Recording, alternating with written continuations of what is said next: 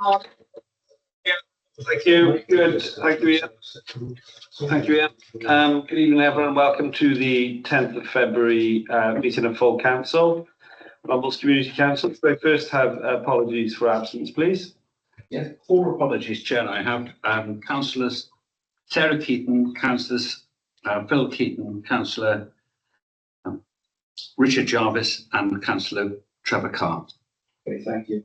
And any declarations of interest relating to anything on the agenda from the councillors?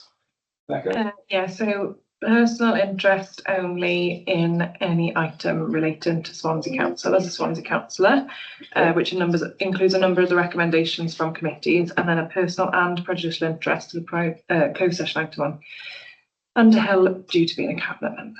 Okay, thank you. And myself as a member of Swansea Council also, so a personal interest in both of those. I've got a personal interest in 17.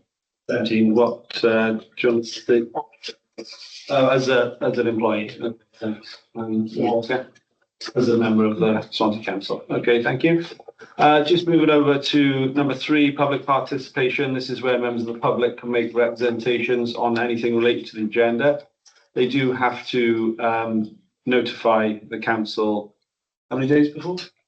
3 days before, working days before. So if anyone is watching this and wants to, then if you could just know that. But I don't see any public here, so we'll move swiftly on to number 4. To approve the minutes of full council held on the 13th of January. What? Yeah. To approve the minutes of full council. Oh yeah, 13th of January. Okay. Yeah. Yeah. Sorry, it seemed like too early, but it was. Okay, so just there is in your packs.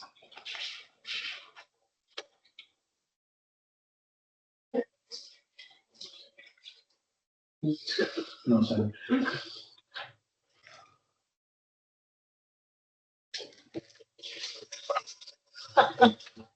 Yeah. So I can't. I was away at this one, so I can't vote on this one. So could I have a proposer and a seconder for proposer and a seconder? Carrie and Laura, thank you. Okay, so moving on to number 5, to approve the minutes of full council meeting on the 26th of January. I've got a bit of a technical issue here where when I click the 26th of January, it comes up with the 13th of January. Yeah. Well, don't worry, click on the other one that's 26, and that is the 26th. It's a word, the other was a word document. Further down. I'll give you a second to have a look at it just before you vote on it. So.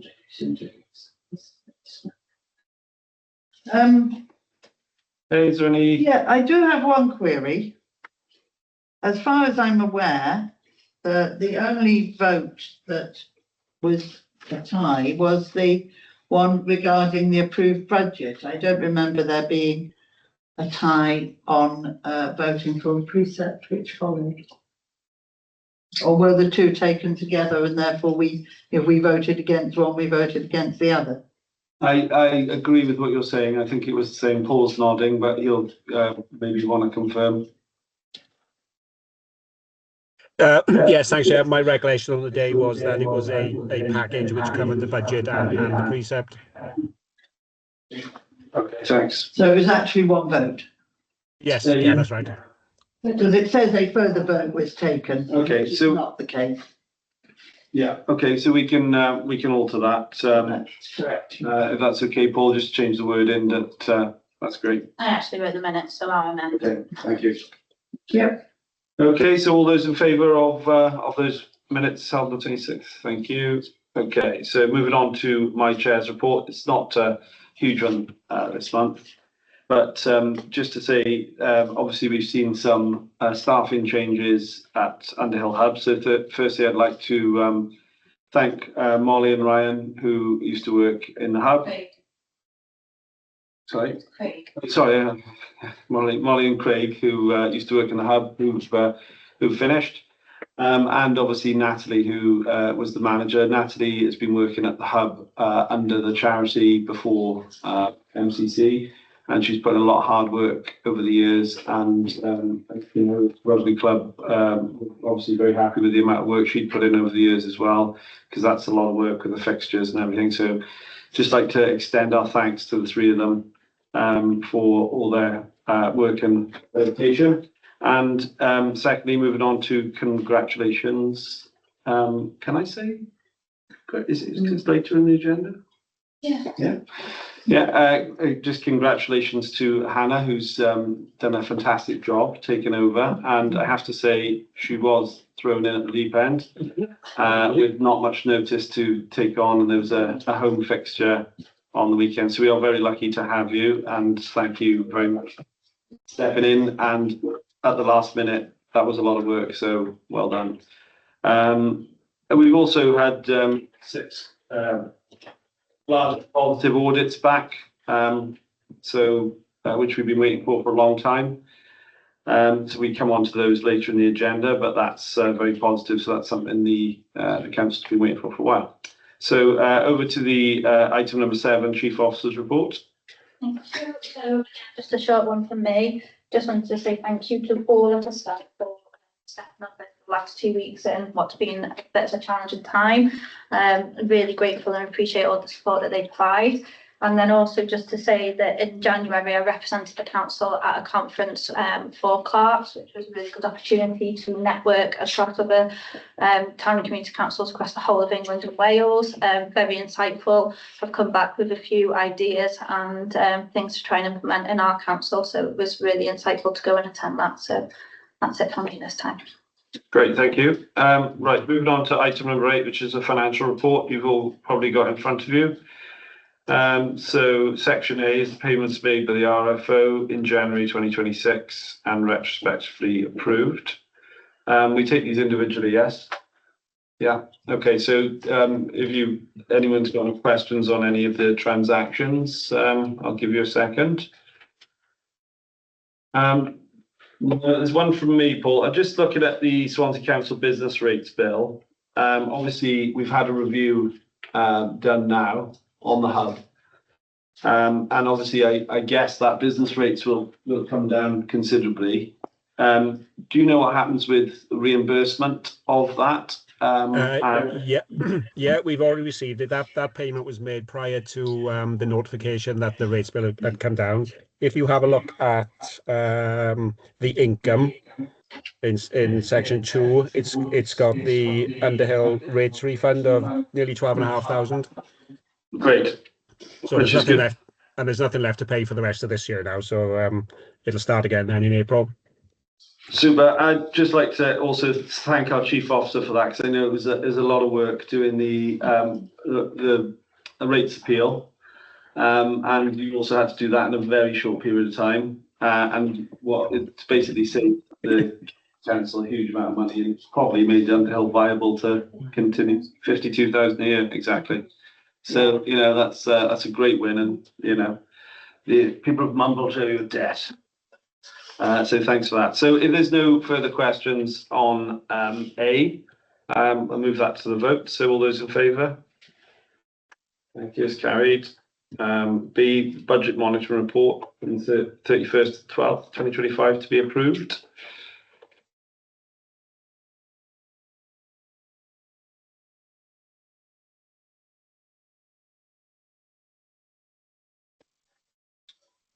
Any questions at all?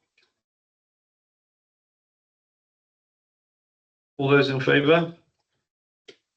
Thank you.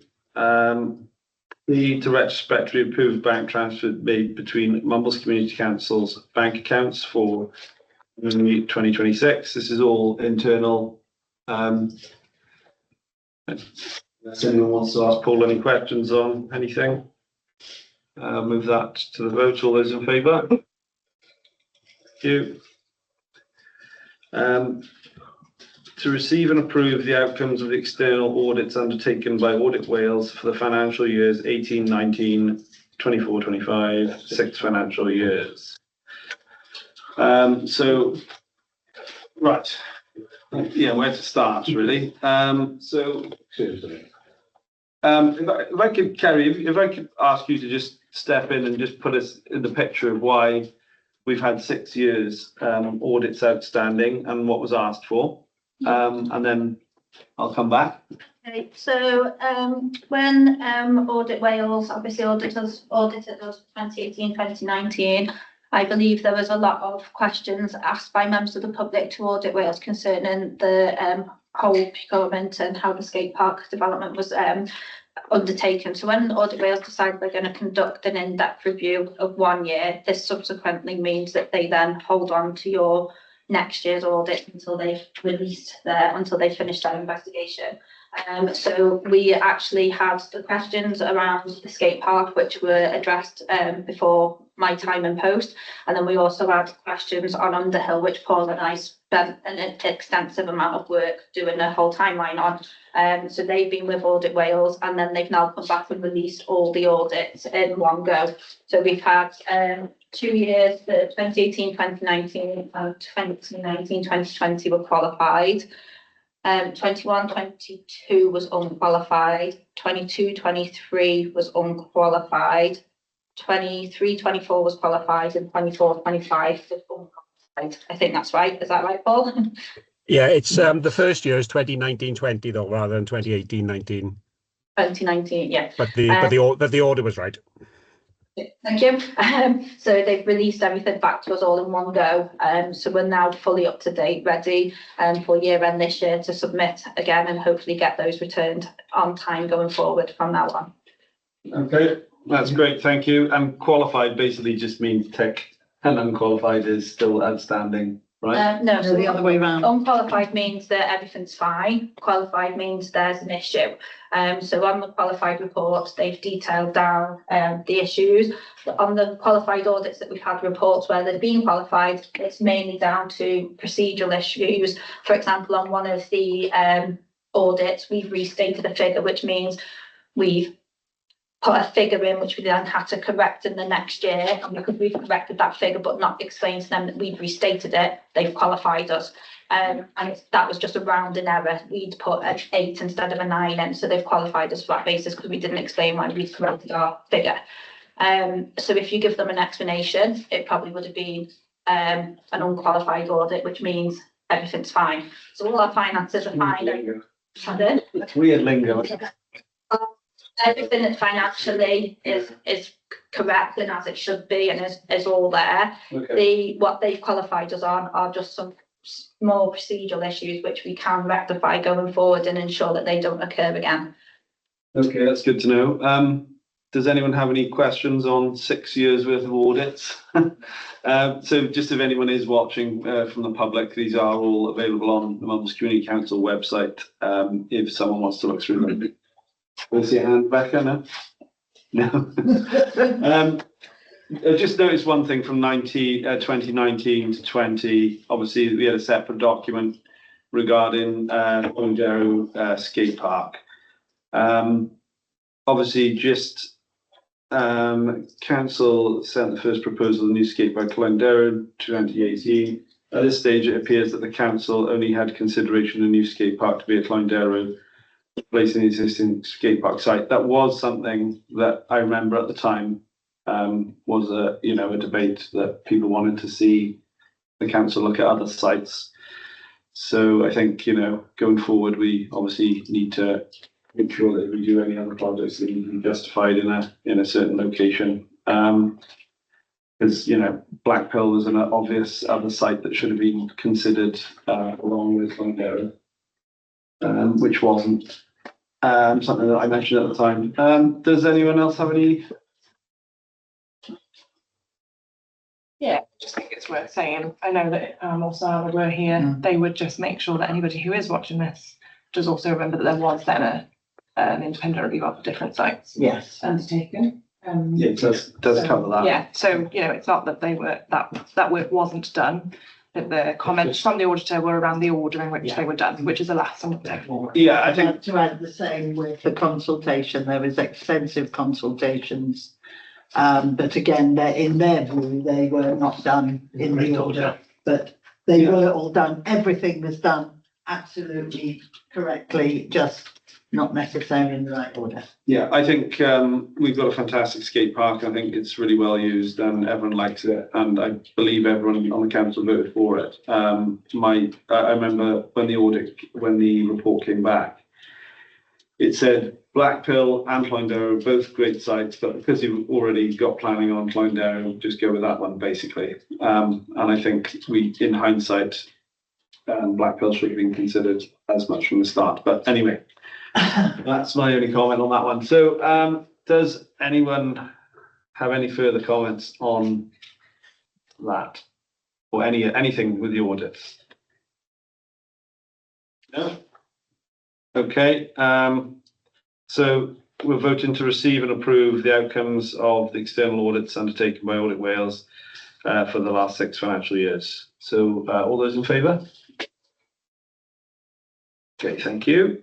So number 9 is report from the chair of the finance committee. Rob, obviously we've got your recommendations later, but There's actually nothing to report. It was a very short meeting. It was the second shortest meeting we'd ever had, about 18 minutes. So that's all I can report. Okay, so item number 10 is the report from the chair of the environmental committee. Yeah, I have put it on the folder. We, on the other hand, have been very busy. Despite having no budget, we still managed to get a lot done. We are obviously delighted to welcome Mary Potter, who is our new ESEO, and she came along to the meeting, gave us a brief introduction about herself and what she's been doing so far. And obviously, we're all very pleased to be looking forward to working with her. But we were also very sorry to hear that Ash, our grounds person, has broken his leg. Doesn't know how he did it. Doesn't know how he walked around on it for a week before. No. So no, I lived in his then. So unfortunately, he's going to be off work for about 6 weeks, which is not great because obviously, particularly his line of work, it's not the sort of thing you can do with a broken leg. So we'll keep our fingers crossed that he makes a full recovery and we will see him back soon. We talked about the bicycle repair hub, but that's coming under the recommendations later, so I'll not say any further about that. Repair Cafe continues to be successful. We now have it every second Friday of the month up at the hub. So the next one is this coming Friday. Everybody can bring along any items that they want to have repaired between 10 and 1 at the hub. The ongoing saga of the picnic tables continues, but Mary has very kindly agreed to take it on and has already managed to get a response back from David Price-Deer about moving them, but we are still awaiting an arrangement for a site visit so that they can agree which locations they feel need to have spaces and which we can just put the tables down as they are. So, but things are moving very slowly forwards. Bee Friendly Streets, we're obviously very disappointed that the funding for this excellent project was cut. So 2026-27, but we remain hopeful that we will receive some, if not all, of the funding requested from the landfill tax grant scheme, which we are still waiting to hear the outcome from. And some councillors have offered to put money in from their councillor allowances to support it. Buzz and Bloom, the official launch will be held at Mumbles Gardeners Question Time. But obviously, you know, we are taking any interested parties already. If people want to start, you know, recording their growing season, then they're more than welcome to start collecting those photographs and evidence of what they've been doing. Water quality testing, Mary has also made a start on this and has identified some possible locations in Klein Gardens and has met with the new head gardener at Klein Gardens to talk about them. But we just need to get some agreement from Swansea Drainage team that anything that is picked up by us can be sorted out by them. And we are also obviously looking for sites along Washing House Brook to do the same thing, and we're aiming to have the testing done monthly. Bus shelters, we have allocated £2,500 in our budget to provide towards the cost of a new bus shelter. So councillors are asked to suggest locations where a bus shelter is needed and send them in to me by February 28th. It is only a partial funding, so any recommendations that are made, there will have to be some clear evidence of where the rest of the cost of the funding is going to come from. And then we will have a look, and hopefully year on year, we'll be able to get some more bus shelters put in. Do you want to add anything to that? No. Yeah, like, you know, Dee's going to look at all the suggestions that come in and then work out, you know, how can we fairly spread that contribution based off of what other funding streams like this as well. See, the more funding there is from elsewhere, the more we'll be able to tear it down. I'm sending you my suggestions. Just like that. Okay, Rob, do you want Just to? ask how much bus stop costs in total. 5,000. Right. Okay. Okay, and finally, with ice being off for several weeks, we are aware that a number of things are in need of some TLC as we move into spring and things are starting to grow. In particular, the raised beds at Underhill are very neglected. We were assured that there was a group of volunteers who looked after them, but clearly nothing has been touched. If most of you might remember Martin, who was our previous grounds person, now he is back working for himself, and we wondered whether council might consider just hiring him for a few days while Ash is off to tidy up the raised beds at Underhill and also at Jubilee Gardens, where again there's been some comments about the fact that it hasn't, you know, it's getting a bit overgrown. So, Jess, go on. Yeah, I was going to say, I don't mind with the Underhill with our cleansing days to allocate, because we can always get them to attend to the bed and then, so I don't mind allocating days That's true, we could do. as it is due. Is it, yeah, that is, Yeah. it's true, we could do it like that. It's up to you, but Well, that's it's the not- thing that would. If we allocated most of the days for our next batch, that's sort of 6 days. And that would hopefully tie Ash. If you did need funds, and this was to come from contingency, how would we vote on that? Because it's not on the budget though, because it's on the agenda. Recommendation from committee meeting. It's not actually, because we didn't realise until after the meeting that Martin was available, so we couldn't actually make it as a recommendation, and it was too late for it to go on the agenda. So, I do have delegated powers up to, along with Paul, up to, approved within budget. So if we can identify any, shortfall in any budgets anywhere, we could use from that.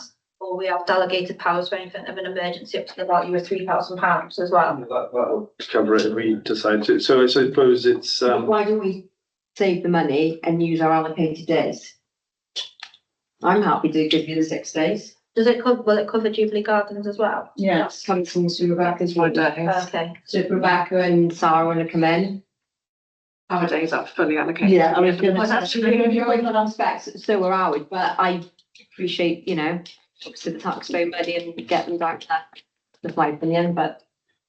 I think if we're going to go down the route of it being delegated anyway, maybe we take it offline and work out like exactly how many days are needed and Yes, I don't think it would be a huge expense. I mean, a couple of days at Jubilee would do wonders to just get it looking tidy. okay, so, let's, Right. I think we need to know how much it would cost, I suppose. So if you could circulate that, sorry, and yes, you did want to come in, didn't you? Sorry. Yeah. What's the possibility of moving Donald for the odd days? No, because Don does very minimal in the gardens here now, because Ashley picks up on quite a lot of the work there. And I believe that once Don's done his hours here, he goes off and does handyman work for various elderly young people in the area. Just, wait. Now, Yes. we should be in closed session for that. We have got a personnel thing later. We should bring it up in if people want to do it then. What about the, speaking with our volunteer, see if she's got anything to suggest. Maybe she's got some volunteers. Pardon? She doesn't. I think, She doesn't have. I think what we need, There's no supervision because Ashley's not here. well, if I could just say, I think if this happens again, if our groundsman gets injured, we need to have a policy or something that happens that happens, right? And I think if as long as it's short term, then the clerk can make provisions for that, right? And if, for example, he comes down with some illness, then we need to have provisions. And obviously, using our ward budgets would save money, and it is a better idea. But we kind of need to think longer term. So, as long as the clerk's happy, I think if we just look at delegating, a reasonable amount, and if you could just circulate the cost of what it might look like. And then Kerry makes the decision on it, I guess, because she can. Okay, so just finally to raise awareness of the upcoming events. As I've said, Friday, February 13th, the Repair Cafe at Underhill, 10 till 1, and then Saturday, March 21st, Mumbles Gardeners Question Time, 6 p.m. at the Ostream Centre. And I think we are getting quite a good response. Tickets are selling well. So please do come along and tell anyone who you know of who are keen gardeners who would like to come along and bring their questions. Can I say thank you to Ian because he not only suggested, I asked you for the contacts for all these confirmed. So it'll happen. Yeah. He's a good egg. So just one question. One question for me, the picnic benches, they remind me where we are with that. Have they all been allocated? Yes, Right. but they've all been allocated. Unfortunately, there's less now than there were. We don't know where they have gone, but somewhere they have disappeared. And they have all been allocated, yes. We've done 2 rounds of asking people and we're not, they can't keep being moved. No, because we're trying to tidy up Southend Gardens soon, so we're just asking for that. But okay. Yeah, well, hopefully they'll be gone before you tidy it up. Yeah. Okay. So moving on to report from the Chair of Culture and Tourism Committee, who is not here. There she is. Oh, yeah, she is. There we are. So report from the Chair of Culture. So just the chat She box. said she's had to go and answer the door. The door I opened.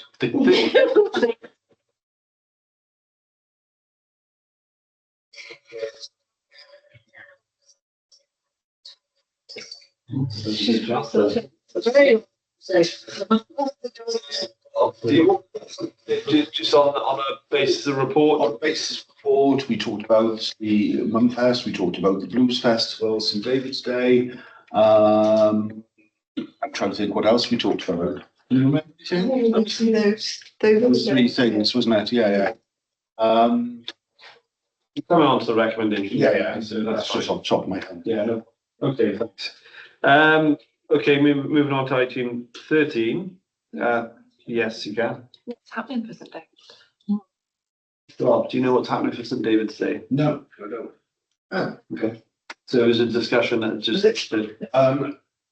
early discussions. I'm not sure. I can't remember. I know. Yeah.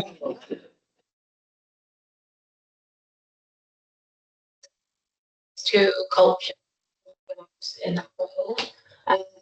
I think it was agreed loosely, wasn't it? It was just what day it was going to be on. But it's just going to be very, well, yeah, probably the Sunday. This is a good day in the morning. Just a parade, costume, quite simple, but nice Welsh, easy Welsh cakes, tea, stuff like that. With something like the whole community can come. So watch this space. I hope still on. It will be in the pipeline next week. Forward to hearing more on that one. Right, so moving on to item 13, recommendations from.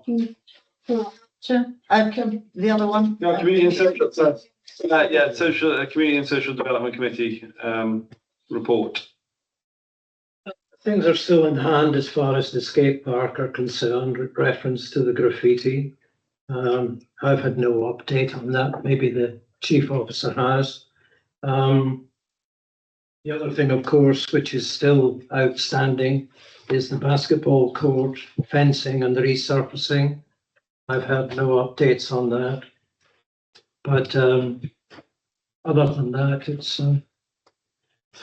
So I believe the fencing should be done pretty soon on the back and the resurfacing. February, they gave us a date, Yeah. back end of February, weather dependent, I think it said, because of the Yeah. surface as well. Yeah, so that's exciting. Okay. Great. Okay, so moving on to item 13, committee recommendations. So there's no recommendations from finance, community and social, recommendation for the budget scrutiny meeting held on the 26th of January. The Professor Nori and her colleagues addressed council prior to the budget scrutiny meeting on the 26th of January. 26th full council. No. And then the clerk's opening. Yeah. Oh, right. Yes, chief officer, sorry. That's right. She wasn't able to attend, was she? Yeah. That's right. Okay. Okay, so recommended that the underspend is £1,700 on the that's not right. Hang on a sec. Oh, yes, it is. Recommended I thought, to be honest, my eyes are going funny. I thought it's 17,000. The underspend is £1,700 on the Underhill bollard lighting budget be wired to the basketball fencing and resurfacing budget. So obviously, if everyone remembers, that came in slightly over budget and we saved money. If the environment is underspend was approved by council, this would reduce the call on contingency budget for the basketball court from 9,200 to 7,500, which has been approved already by council. So this is a budgetary exercise, I suppose you'd call it. So if there's any questions on that at all, if not, move to a vote. So all those in favour of that? Thank you. Second is to recommend a quote of £2,000 plus VAT to be approved for the resealing of Mumbles Skate Park. So, Ian, do you want to just explain what the resealing is? well, it's to protect the surface rather than protect the substrata. It can't be done at this time of the year. It's proposed by Maverick, or they can be contracted to do it. That will do it in springtime. Okay, so I mean, obviously, it's needed for the skate park to function and maintenance for long-term maintenance. Yeah. Okay. So it's £2,000, and that's coming from. That's already in the budget for skate park maintenance, is it? Yes. Okay. All right. So, any questions on that? If not, all those in favour? Thank you. That's passed. Environmental Committee bicycle hub update. Do I read the whole thing out? MCC provides support for the application. If I could just interject, You so can. neither of these involve any financial commitment whatsoever. Okay, so the recommendation that MCC provides support for the application to locate the bicycle support hub in Mumbles. Yeah, that. What they're asking for is just so when they go looking for grants or speaking to Swansea Council, they can say that Mumbles Community Council support their proposal for the location of a bike repair hub, which will also, we have asked them and they've agreed to extend to cover skateboards and scooters as well. Okay, so is it likely to form part of a budget that then comes back to council and asks for money, or is it 100% funded? But it's not funded at all yet. They've just, obviously they've got to get agreement that it can be put somewhere. Then they will go out and look for funding. Right. Okay, so is there anyone got any questions on that? Okay, all those in favour? That's passed, thank you. Bethany Garden. It's much the same. The friends of Bethany Garden who work out of Ripples Cafe sort of set themselves up in a small group to look after and improve the little green area next to Ripples Cafe. But they also will go down and help with Jubilee Gardens. So it's really just for us to say that we would be happy to have kind of volunteers who work across both sites. Their volunteers will come and help in our site, but when they need help, they might come to us and ask if we could provide some help with that. Question, please. Who's going to be supervising them? The Friends of Bethany Gardens. So the coordinators, I suppose, of Friends of Bethany Gardens have undertaken quite a lot of work to liaise with the relevant officer at the council. So they've done a lot of engagement with her to make sure that they're, you know, got the right permissions, have the right skills, insurance, etc. So everything that they do is kind of being advised by her, and she supports Friends of groups across the city and county. So she's very they've got their public liability insurance, they've done their risk assessments, it's all Maybe we can been use them at Underhill. So our volunteers. So our volunteer coordinator has nothing to do with this project specifically. Well, not directly, no, but obviously she would be brought in because if we're working with volunteers, it's something that potentially she might be able to work with those volunteers and encourage them maybe to So pop over to Norton Nature Reserve. So it could be a question. benefit to us as Yeah, well. we could put them in touch with each other. Kerry, you waving? So just to explain, volunteer coordinator at the moment is designing all the processes, all the right forms we need to have our mission statement for the volunteers.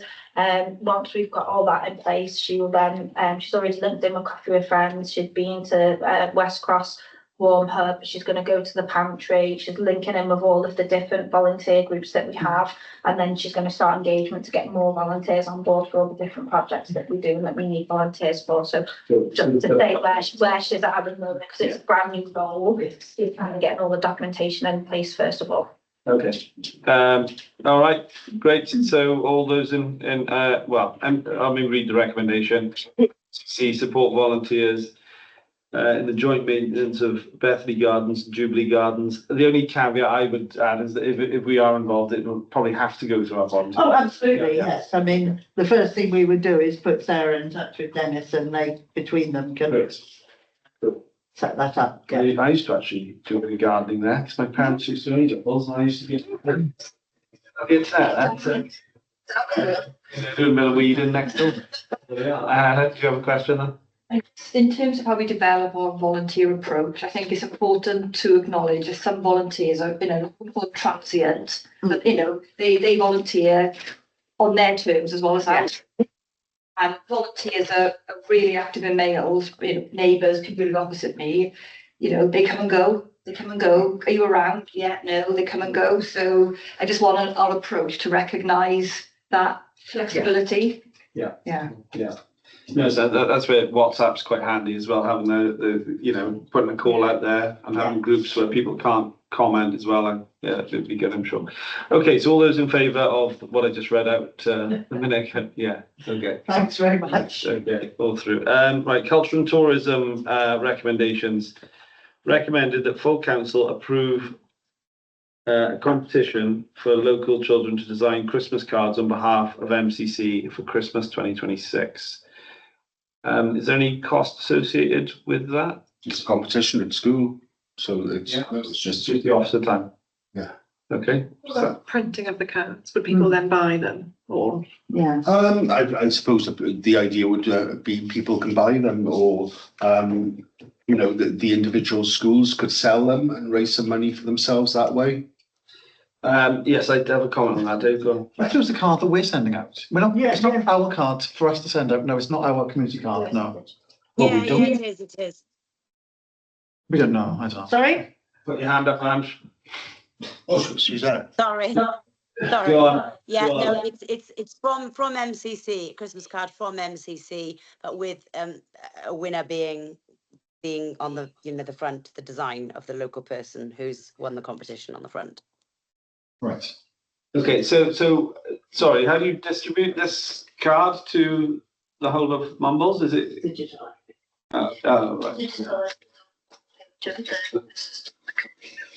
So there will be no printing. Carry that Helen's next. Helen, go on. I thought what Rob was describing is, schools, I don't know about you lot, but schools all get kids to design Christmas cards, and I've still got some Toms from when it was like 5, cannot get rid of them. So all schools would probably have that set up where those kids are already designing a bunch of cards, and that's what they sell to their PTA. So as long as Ange will know that anyway, and I'm sure and others, but so let's just be really careful what this is aiming to do. Yes, yeah, no, Just to confirm, this is from MCC, because yes, you're right, Helen, I've got my kids do that in their school and I buy them and they would never want to throw them out ever.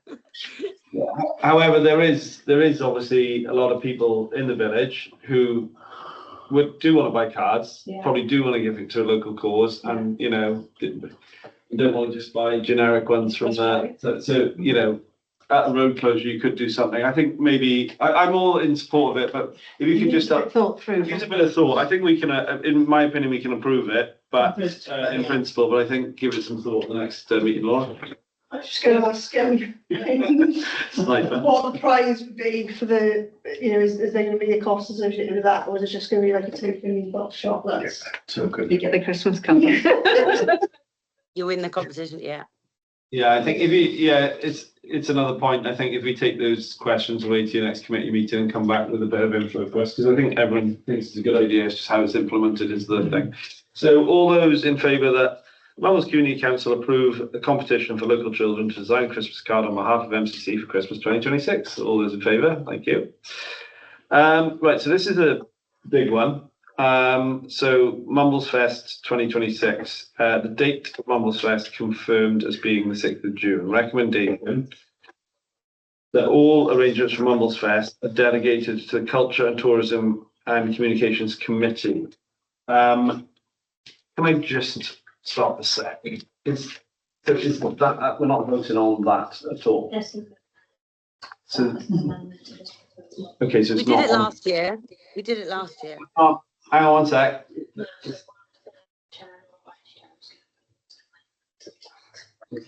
Are they going to do that then? This is my okay, Angela. Rob's just proposing an amendment to. Rob, do you want to say it rather than me put words in your mouth? Can somebody read it out? I haven't got it in front of me. Well, look, I haven't either. That's the point. So I've explained, discussed with myself, the vice chair of the committee, is that because we've only just gone to recruit for the events and marketing officer, that it would be very unfair to the person to have such a short time scale to organise Mumbles Fest, which has been agreed and approved in the budget. So the recommendation is that it's delegated to the Culture, Tourism and Communication Committee, but we also outsource the management of the Mumbles Fest event as well. And that is a document that you're looking at, Will, that I've put together for both the chair and the vice chair for them to approve. But that's what we would send out when we're requesting the quotations to manage that event on our behalf. So will we see this again at this committee, or is this all to be? It will, if you agree the recommendation, it will all be done. Okay, so just to recap, what we're talking about is outsourcing Mumbles Fest with the ability to keep some control of Mumbles Fest, which is the lineup, The artistic. lineup, and But all the infrastructure is to be outsourced. okay, and the way we would do that within the same budget. Yes, and so tender would go out. Sorry, what? Quotations. Okay. Yeah. Okay, and my first, I'll does anyone else want to ask you questions before I ask them? Ange, do you want to, got a few things to say. Yeah, I think from chatting with Rob and also with Kerry, obviously we've got no events person at the minute, and this event is happening in June.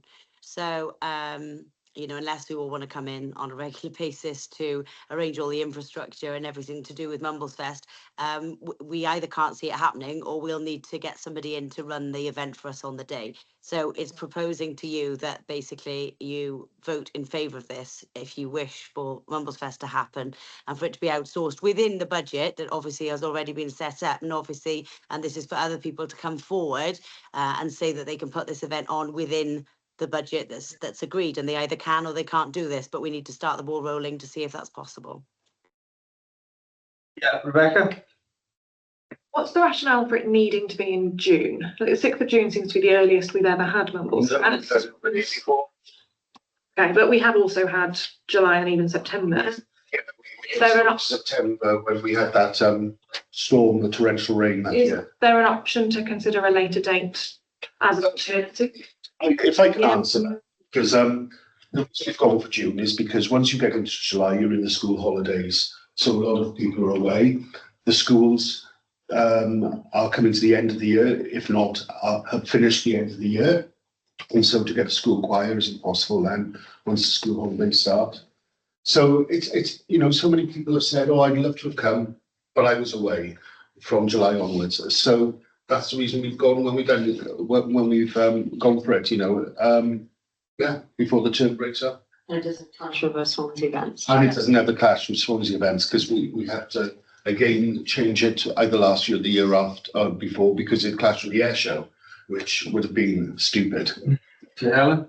Yeah, I think it's better because in previous years we've held it like 2 weeks after Mark Paul Whitaker has held like his 80s event or something. So I think the longer you leave it, I think the more likely you are to get inclement weather in the summer if you go into August, and also the difficulty of doing a party in the castle, I think, slightly wears off. So I do think an earlier date's better, but I was going to say, in whatever document we use, we ask people to vote against. I think we need some lines in there about expectations around sustainability. Yeah. So you know, how we can make, you know, like It's all in that. Well, we have a sustainable procurement policy, don't we? It's all in, it's in that document about it being set within the future generations well-being. Yeah, you know, I'm happy to have a good look for actual right. As long as it is part and parcel of what we're doing. I suppose, although we're voting to delegate powers, it would be good to maybe circulate it just so people could get some, if they want to have an attachment, just have a look over it and, you know, just give some input if that's okay. Because I'm sure people would have some good ideas, whether the committee listens to them or not is up to them. But, you know, I think, you know, if we could circulate it. Yeah. I presume it's up to the chief officer to put the quotation document out. So. It would be, yeah. Yeah, but it would be nice to see it if you can. Yeah. Ange? Yeah, to be honest, actually, in answer to Rebecca's question, it's not that I don't really have any objection to. The reason I think the date was set in stone was because I think it works best that Mumblesfest is at the same weekend, and that'd be the first weekend of June every year. And so at the end of the last event, we wanted to have, you know, the date ready for the next year almost, so everyone knows where we are. But given the circumstances that we don't have an events person, I wouldn't object to it. But then, of course, you do have to think about the weather. The weather would be worse and things like that. So, yeah, I'm not like closed book on July the 6th, but I suppose we want to keep continuity too. Yeah. Yeah, I think that certainly the first year that we put out a tender, quotation, you know, we can sort of dictate maybe the date and stuff. But I think if we were putting it out a second time, if you're the person who wants to respond to that quotation, it might, you know, you might have valid reasons for doing it on a different date. So maybe we should be flexible with that. Yeah. I'm like Ange, I'm not against, you know, the date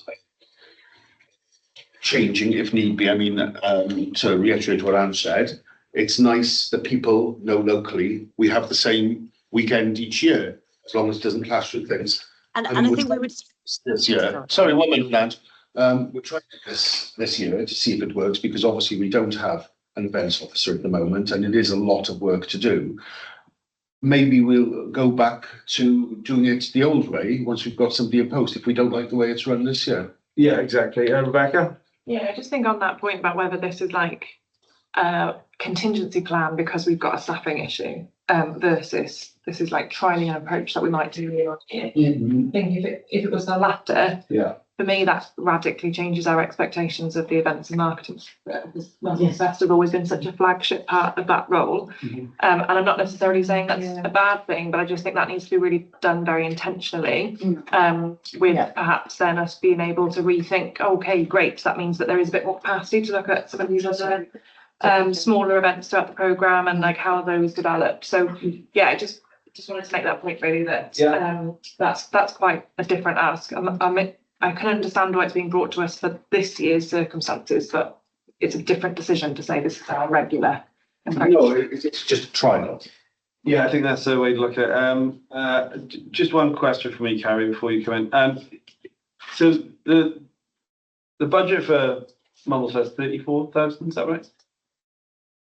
34,400. I mean, obviously, I'd be interested, rather than have a quote that goes out and says, you've got to achieve it with this, in this bracket, this is how much we're going to give you, put it on. Why don't we just say, we want an event?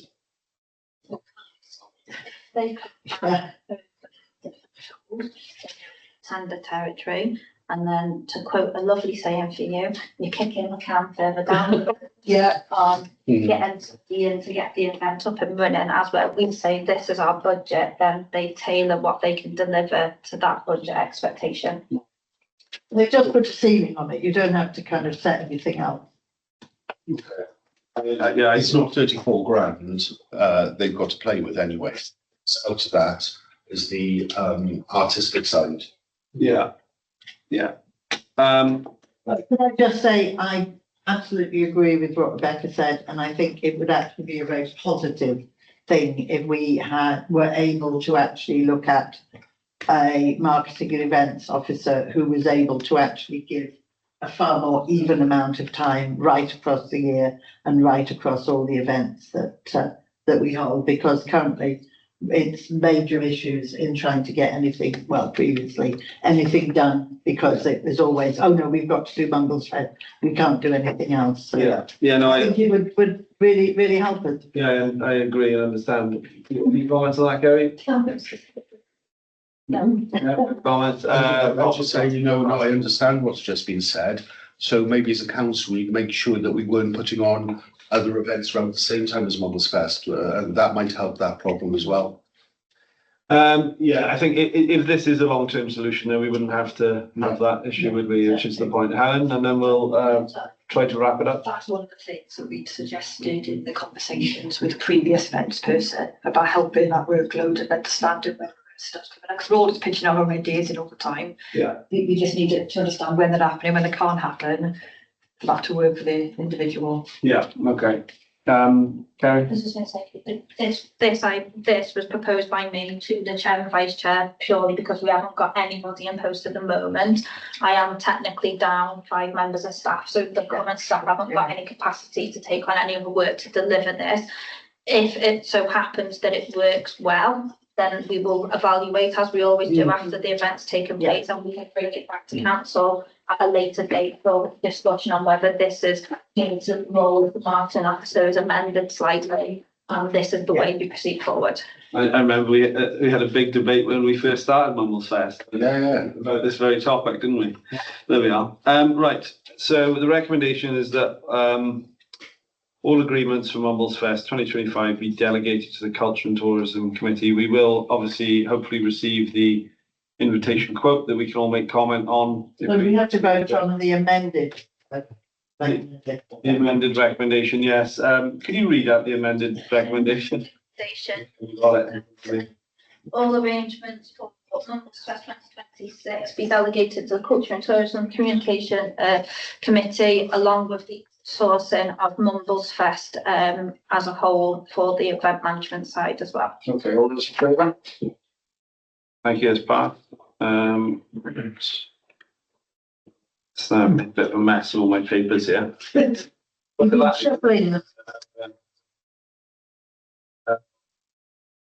Right, we are on Number 14, Environmental Committee, Burden. Angela? Yeah, sorry, just checking that Kerry said then, because I didn't quite hear that the council will retain responsibility for the programming decisions. Yeah. It's in the document anyway already. Yeah, it's in the document. Right, number 14, Environmental Committee, Burden back boxes. If you remember some time back, you approved £400 to contract an ecologist to look at Fairwood Park, Washing House Brook, Castle Woods, with a view to the best locations for bird and bat boxes.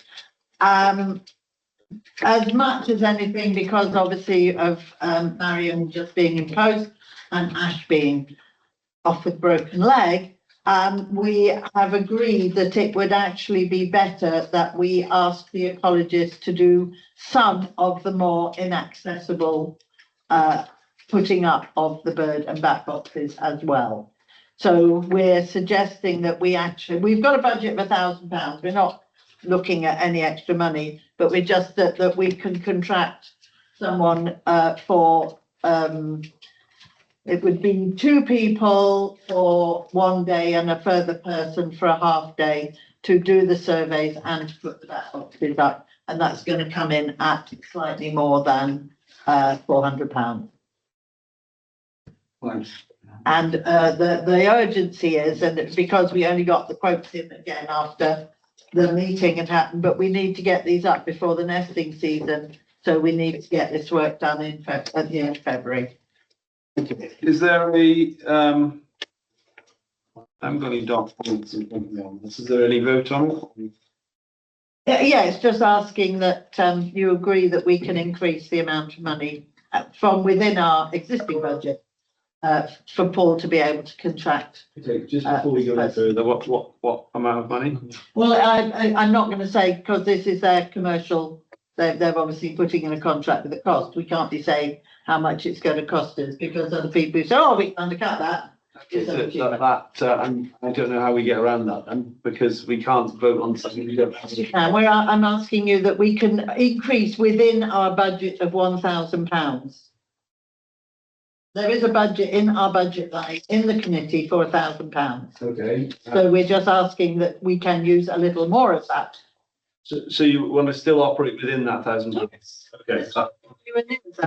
That's fine, is it? I just explained about it then, that's fine. Rob? Brilliant idea, all for helping wildlife. I know, I don't know if anybody else has heard about, in Bath, they are shutting some roads for 6 weeks so the toads can cross and spawn and things like that, which I think is lovely. I'd just like to suggest that maybe we could put some up at the end of High Pool Lane on the road that leads onto Fairwood Common. That would be an ideal place, because it's largely woodland. Birds would nest there, and I see birds and bats around all the time, so it'd be nice to include all the wards as well. But yeah, I'm for it. That could be potential for next year. Obviously we'll be looking at doing more next year, but these are the locations that have been agreed for this year. And is that limited then? By the cost, yes, otherwise we'd have to be paying for more time for additional surveys. I wouldn't mind sponsoring a couple myself out of my budget. How much do they cost each? Well, it's the cost of the ecologist to come and do the survey. You can't just get the box and stick it up on a tree. Offline, because that's a good. Well, I think surely there should be But, really yeah. active job that you're interested. Oh, I mean, it's great that we get more, but you would need to be able to pay for some additional time for the survey, which wouldn't be very long. And for the cost, the bird boxes vary though between about £30 and £50, depending on whether it's a bat box, a bird box. And Okay, let's, if you email Kerry, then she'll contact the committee and we'll take that further from there. But so you're still operating within £1,000, and that although I haven't got anything in front of me, you want to extend, so I'm making this recommendation. But so you want to spend within your £1,000 that you've got allocated on bird and bat boxes from the Environmental Committee. You want approval from council to do so? Yeah, we just want to contract for more time Okay. Yeah. Okay. All those in favour? Okay, thank you very much, Vicky. What's wrong with that? Yeah, I haven't actually got this. So it's when I need to speak on it. Yeah, fine. Item 15, One Voice Wales COVID-19 National Day of Reflection, Sunday, the 8th of March, 2026. One Voice Wales would like to mark this day in a simple and respectful way by recognising the contribution that community and town councils in Wales made during that period. So there's two recommendations, but Kerry, do you want to give us a bit more background? To obviously what Will's just read out of our COVID-19 National Day of Reflection. And first of all, the recommendation is that we receive and approve the request from One Voice Wales. And the second, that what they've asked for is everybody that we formulate one paragraph response outlining the initiative support MCC provided and what was council most proud of and how it supported its community. I think this is a piece of work that's going forward to the Senate to say this is how we stepped up during how Town Community Council across Wales stepped up. So basically, do council first of all want to, and if you do, what do you want to say? Okay. So does anyone have any comments, Rebecca? Yeah, I think the work of this community council at that time was exemplary is a good word for it. Yeah, and it was a real pull together in the same direction. You know, councillors that don't always get on. Why do you look at me? The staff at the time and the community all came together. So yeah, I'd say it's one of the things that I've been involved in that I'm most proud of. Having been a community councillor, I think it's right that we recognise the contribution of each of those. But definitely, I would welcome contributing to the One Voice Wales work.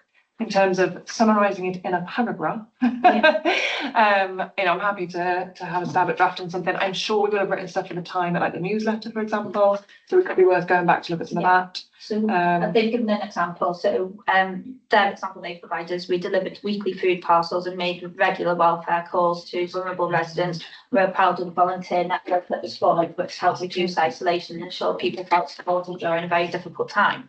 I know I wasn't with this council at the time, but I believe there was a huge coordination of also delivering prescriptions and obviously doing the food and making sure that everybody had PPE and different things like that. We do need to respond by Friday the 21st of February as well. Okay, Carrie? I was just going to suggest that obviously, Kerry wasn't there at the time, so Rebecca was leading the team. So I was just going to suggest, if she has the time, that it would make sense for Rebecca to put something together for us. Actually, thank you, I remember we had a mobile as well, didn't we? Yeah, we had yeah.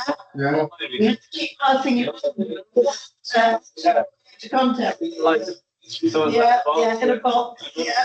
I would suggest that, maybe we all send something to Rebecca because each ward did their own things as well. So, Yeah, we tried to keep, let's say, one paragraph line. So it does, it is pretty, but if you want to feed in, I'm sure Rebecca wouldn't mind you emailing her. Yeah.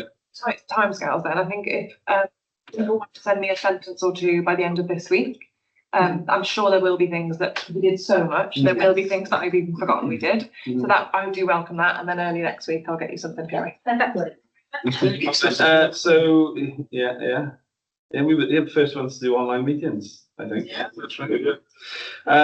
Okay, so recommended to receive and approve the request from One Voice Wales. All those in favour of that? That's passed. And number 2 is to formulate one paragraph response outlining the initiative support MCC provided to the and what the council is most proud of and how this supported the community. All those in favour? Thank you. Okay, so item number 16, moving on to the exclusion of the press and public. Anyone who is still here watching, this is obviously for when we have sensitive financial information or talking about staff and staff salaries and HR issues. So all those in favour of moving into closed session? Thank you. That's passed. The end. Thank you.